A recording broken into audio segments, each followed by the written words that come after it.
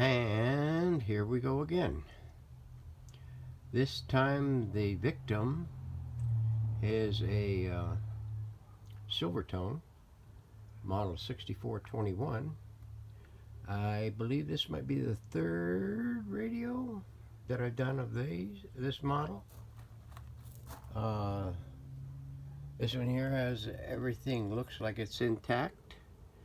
All the buttons are looking good. Knobs are all there. The cabinet's structurally sound. The veneer is looking very good. It does have a little owie right there. I think we might be able to dress that up and give it the Marilyn Monroe look.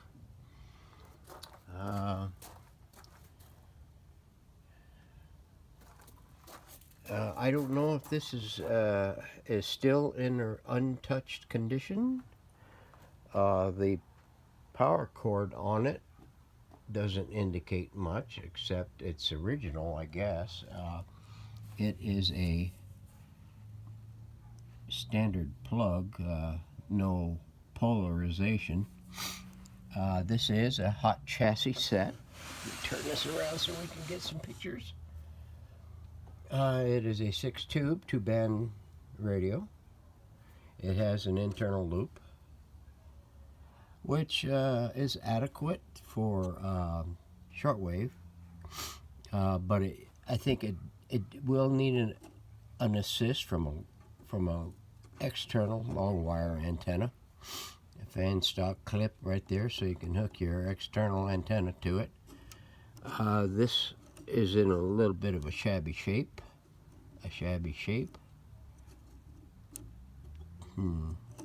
We'll remedy that. It's pretty dirty, but doesn't look rusty. The sticker is, I believe, in fair condition, but if there's any issues, serious issues with it, I believe I have a sticker already created for this particular model. This did use octal tubes with shields on the AF and IF and the RF. These tubes look like they're a little long-winded. The speaker looks like it might have an issue with it. We'll get it opened up and looked at, and we'll come back. Stand by. Okay, here we go. The cabinet. The internal antenna is in pretty good shape. Just needs new wires and maybe a new fan stock clip. That one there is all. Every one I've ever seen is all bent up. It's pretty clean in the cabinet. There's the parts listing and model ID and the patent information and the tube layout. I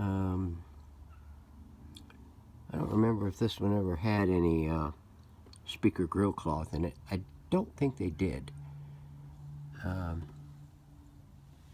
But anyway, this should clean up pretty good. Okay, now for the chassis.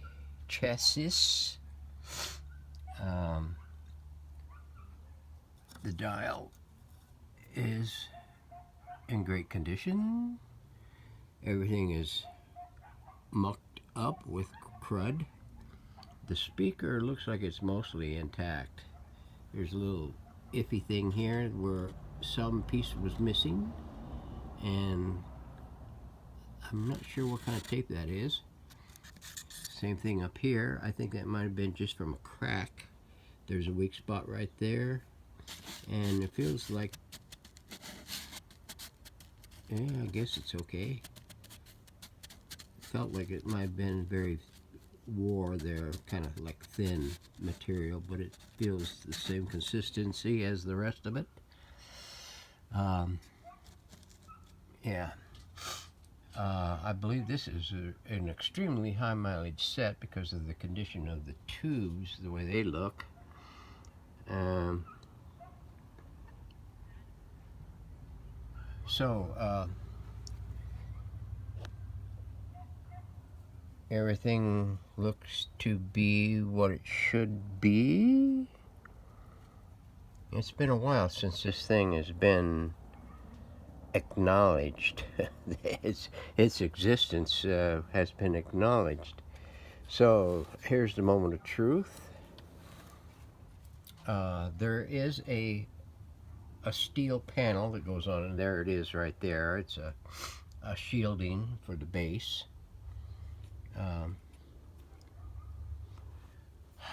Electrolytics look original. Everything else looks like it's untouched. These look like they've been stressed somewhat because they look like they've been running a little warm at times, so this radio might have been a daily driver for more than one person. It's been a while since I did one of these models. Fortunately, I do have my little bag of tricks to fall back on, just in case. These here have a very weird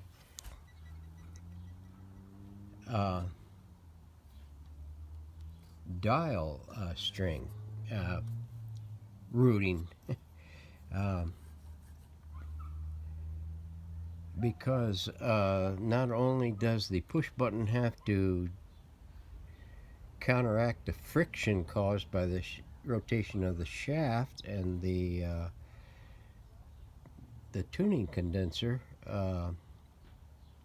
it has to move this needle too, and that's what all this contraption does. Up and down. I mean, it took me a while to figure this thing out, but this spring, I modified its location from here to over here, hanging down off of this line here at this point, and it made it a lot easier to restring and get it correctly routed. And it made it a lot easier because now you only have one connection point to deal with here without the spring involved, whereas here you have two loose areas to try to get the spring hooked and connected here.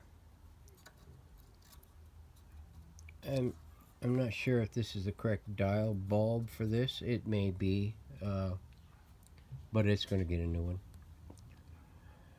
So looks like we got some work to do. So stand by, where there'll be another one coming at you soon.